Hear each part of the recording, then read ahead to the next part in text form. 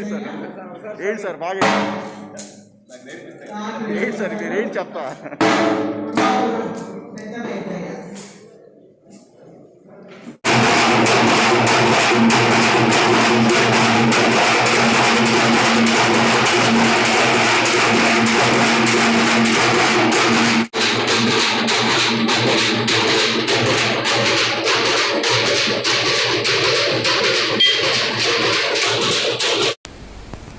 నీకు పంపించండి. ఈరోజు ప్రత్యేకించి డప్పు కళాకారులకు సంబంధించి వాళ్ళకి డప్పులు తప్పెట్లు అందించడంతో పాటు యూనిఫాము గజ్జెలు అందించి వాళ్ళ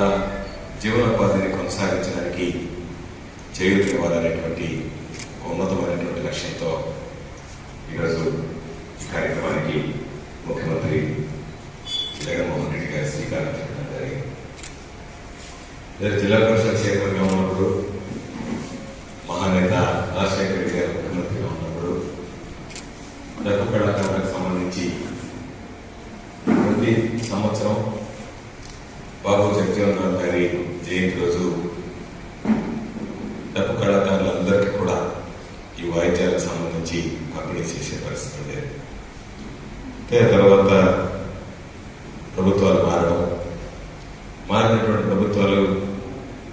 సూక్ష్మమైనటువంటి విషయాల మీద దృష్టి పెట్టకపోవడం, దానివల్ల పాపం వాళ్ళకి సంబంధించి కనీసం మాకు డబ్బు విలువ ఎంత, అది కూడా డిపిఆర్ వల్ల పెన్షన్లు ఇచ్చేటువంటి పరిస్థితి లేదు. ఈరోజు ఈ ప్రభుత్వం ఏర్పడిన తర్వాత డప్పు కళాకారులు ఎంతమంది ఉన్నారో వాళ్ళందరికీ పెన్షన్లు మంజూరు చేయమంటే సర్వేపల్లి నియోజకవర్గంలోనే 323 మంది డప్పు కళాకారులకు ఈరోజు పెన్షన్ అందించేటువంటి అవకాశం వెసులుబాటు కలిగింది అని చెప్పి మీ అందరికీ మనం చేస్తున్నాం. వెంకటాచలం మండలంలో 45 మంది డప్పు కళాకారులకి ఈరోజు మనం పెన్షన్ అందిస్తున్నాం. అదేవిధంగా 20 మంది డప్పు వాయిద్యాల కోసం ఎంపిక చేయడం జరిగింది. మిగిలిపోయినటువంటి వాళ్ళు ఉన్నా వాయించేటువంటి అవకాశం, వాయించడంలో ఎవరైనా నైపుణ్యం ఉన్నటువంటి వ్యక్తులు ఉన్నా వాళ్ళని ఇప్పుడు నమోదు చేసుకుంటే తప్పనిసరిగా మళ్ళీ వెళితే ఈసారి జరిగేటువంటి పంపిణీలో అందరికీ కూడా ఈ తప్పెట్లు అందించడానికి మనం శ్రీకారం చుట్టడం జరుగుతుంది అని చెప్పి మీ అందరికీ మనం చేసుకుంటూ, మంచి కార్యక్రమం, చిన్న కార్యక్రమం, సూక్ష్మమైనటువంటి కార్యక్రమం అయినా సరే ఈ సమాజం డప్పు కళాకారుల వెంట నడుస్తుందని చెప్పడానికి ఏఎస్డబ్ల్యూ గారు నాకు చెప్పిన వెంటనే ఏదో ఒక విధంగా వెసులుబాటు చూసి, ఎందుకంటే రోజువారీ కార్యక్రమాలు చాలా కార్యక్రమాలు చేస్తాం, కోట్లాది రూపాయలు ఖర్చు పెట్టినటువంటి కార్యక్రమాలు చేస్తాం, కానీ నా మనసుకి కోట్లాది రూపాయలు విలువ చేసేటువంటి కార్యక్రమం ఈ సమాజానికి అందించేదానికన్నా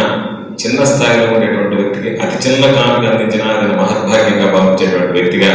ఈరోజు ప్రత్యేకించి ఈ కార్యక్రమంలో మీ అందరితో కలిసి పాల్గొనడం జరిగింది అని చెప్పి మీ అందరికీ మనం చేసుకుంటూ,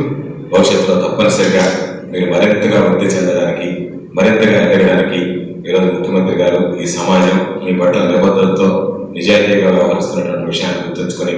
రాబోయేటువంటి రోజుల్లో మీరందరూ కూడా మీ కుటుంబాలతో సంపూర్ణమైనటువంటి ఆరోగ్యాలతో వర్ధిల్లాలని చెప్పి కోరుకుంటూ మీ అందరి దగ్గర సెలవు.